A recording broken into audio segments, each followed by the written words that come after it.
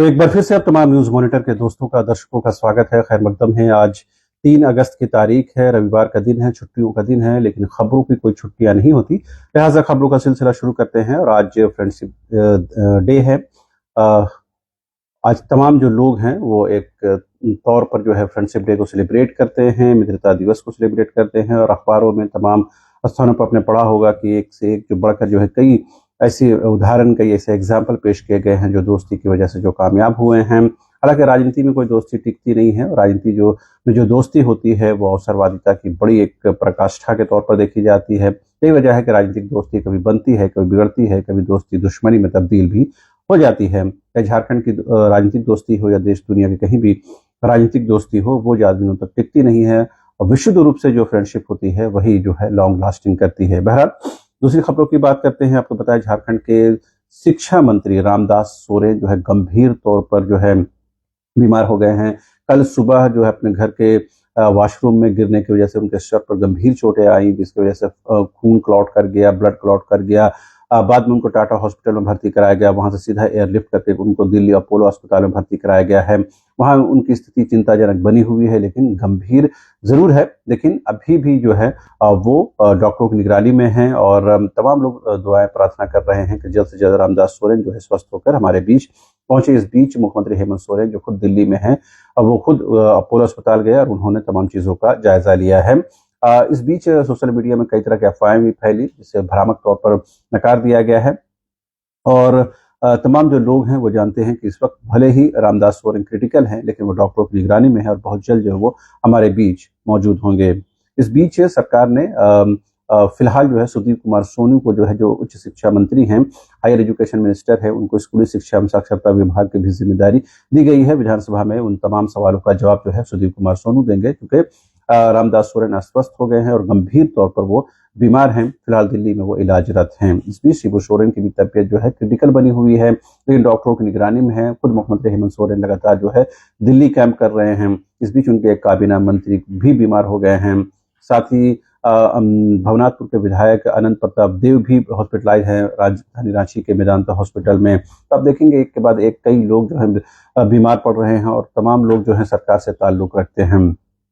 बहरहाल दूसरी खबरों की बात करते हैं। केंद्रीय रक्षा राज्य मंत्री और रांची के सांसद संजय सेठ ने कहा है कि 17, 18, 19 अगस्त को है राजधानी रांची के होटवार मैदान में, होटवार कैंपस में जो है डिफेंस एक्सपो का आयोजन किया जाएगा। और उन्होंने ये भी कहा है कि झारखंड को डिफेंस इंडस्ट्रियल कॉरिडोर के तौर पर विकसित किया जाएगा। इस बात की वो कोशिश कर रहे हैं।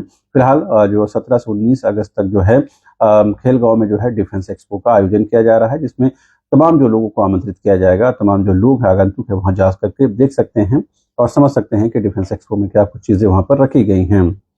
इस बीच आपको बता दें कि विधानसभा का सत्र जो है कल से एक बार फिर से शुरू हो जाएगा और 7 अगस्त के सत्र चलना है। लेकिन कई मंत्रियों को बीमार होने की वजह से शामिल नहीं हो सके। रामदास सोरेन बीमार है, हफीजुल हसन का जो ऑपरेशन होने की वजह से वो जो है इस कार्यक्रम इस सेशन में शामिल नहीं हो पा रहे हैं।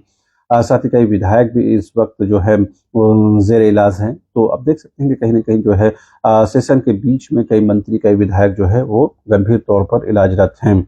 बहरहाल इस बीच विधानसभा घेराव का भी कई कार्यक्रम है। आमिया संगठन की तरफ से जो है स्थानीय नीति, ओबीसी आरक्षण समेत 20 सूत्री मांगों को लेकर के कल विधानसभा का घेराव किया जाएगा। इसी तरह झारखंड जन अधिकार सभा जो है बेरोजगारी और स्थानीय नीति, नियोजन नीति, इन तमाम मांगों को लेकर के कल विधानसभा घेराव करेगी। झारखंड जन अधिकार सभा का कहना है कि झारखंड में जो बेरोजगारी की दर है वो 17% को पार कर गई है। लिहाजा सरकार को जो है स्थानीय नीति बनानी चाहिए।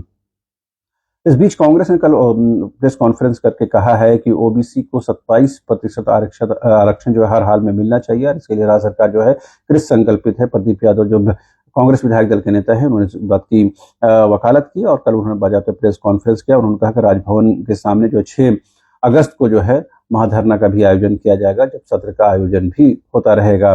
इस बीच बीजेपी ने कांग्रेस के दावे पर पलटवार किया है। कांग्रेस के राज्यसभा सांसद आदित्य साहू ने कहा है कि कांग्रेस का चाल चरित्र ओबीसी के खिलाफ रहा है, उसके विरोधी रहा है और सिर्फ जो दिखाने के लिए ये ओबीसी का जो ढोंग है वो रचा जा रहा है।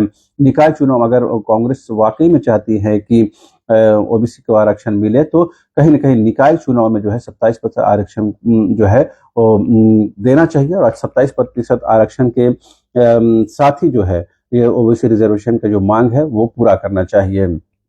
इस बीच बाबूलाल मरांडी ने कहा है कि एक तरफ शिबू सोरेन जो है गंभीर तौर पर बीमार है, दूसरी तरफ राज्य सरकार जो है भव्य तौर पर जो है आदिवासी महोत्सव का आयोजन करने जा रही है। दोनों चीजें शोभा नहीं देती हैं। जब एक दिशोम गुरु खुद बीमार हैं और खुद वो क्रिटिकल हैं, ऐसे में राज्य में एक भव्य कार्यक्रम करना कहीं ना कहीं राज्य सरकार को संवेदनहीनता को दर्शाता है। उन्होंने इसको स्थगन करने की या फिर सादे तरीके से मनाने की बात कही है। इस बीच रामदास सोरेन भी हॉस्पिटलाइज हैं। ऐसे में ये खबर भी आ रही है कि हो सकता है कि आदिवासी महोत्सव को स्थगित कर दिया जाए, हालांकि इसका आधिकारिक घोषणा होना भी बाकी है। इस बीच सहायक आचार्य मामले में कल झारखंड हाईकोर्ट में सुनवाई हुई। ये मामला वो था जिसमें रिजर्व कैटेगरी के छात्रों ने जो है कुल मार्क्स में जो है 5% छूट की मांग की थी, ताकि उनको डॉक्यूमेंट वेरिफिकेशन के लिए बुलाया जा सके। हाईकोर्ट ने इस याचिका को खारिज कर दिया और इसे कहीं न कहीं रिजेक्ट कर दिया है। इस बीच एचईसी यानी हेवी इंजीनियरिंग कॉरपोरेशन के मजदूरों का जो आंदोलन है 33वें दिन प्रवेश कर गया है, यानी 1 महीने से ज्यादा हो गया है। दैनिक भुगतान की मांग है, प्रमोशन की मांग है, क्वार्टर देने की मांग है, और साथ ही जो आउटसोर्स कंपनी को लाने की बात है उसकी मुखालफत की जा रही है। इन तमाम चीज़ों को लेकर के जो है एचईसी में पिछले करीबन 1.5-2 सालों से जो है इस तरह का माहौल बना हुआ है। एचईसी की हालत ये नहीं है तो अपने कर्मचारियों को भी, स्थायी कर्मचारियों को भी जो है वो एक तरह से महीने का पैसा यानी कि सैलरी का भुगतान कर सके। ठेका मजदूरों को बाहर करने की बात की जा रही है। उनको करीबन 1400 ठेका मजदूर हैं, उनको आउटसोर्स कंपनियों के हवाले करने की बात की जा रही है। इन तमाम विषयों को लेकर के एचईसी के मजदूर कर्मचारी इन दिनों जो है आंदोलनरत हैं। बिहार की बात करें तो बिहार में भारी विरोध के बीच जो है इलेक्शन कमीशन ऑफ इंडिया ने जो है नया जो निर्वाचन सूची है वो जारी कर दिया है, जिसमें लाखों लाख जो लोग हैं वो इससे बाहर हो गए हैं। तेजस्वी यादव ने कहा कि मेरा भी नाम जो है इस सूची में नहीं है, जबकि चुनाव आयोग ने कहा कि उनका एक नंबर इसमें है, लिहाजा तेजस्वी यादव जो कह रहे हैं वो गलत है। इस बीच चुनाव आयोग ने बड़ा डिसीजन लिया है कि बीएलओ का जो एक मानदेय मिलता था 6,000 रुपए, उसे बढ़ा करके 12,000 कर दिया गया है। झारखंड में 33,000 की संख्या में बीएलओ है। कर्नाटक से महत्वपूर्ण खबर है, जेडीएस के एक्स एमपी प्रज्वल रेवन्ना को जो है ताउम्र जो है जेल में रहना पड़ेगा। दुष्कर्म के मामले में उनको ये सजा सुनाई गई है और एक बड़ा ये चर्चित मामला था, खास करके कर्नाटक नहीं बल्कि पूरे देश के लिहाज से। तो जाहिर सी बात है कि अब उनको कोर्ट से जो है एक बड़ा एक तरह से उन पर शिकंजा कसा गया है और अब कहीं न कहीं उनको ताउम्र जो है वो जेल में रहना पड़ेगा। हालांकि एक मामले की सुनवाई हुई है, कई ऐसे मामले और भी इसमें लंबित हैं।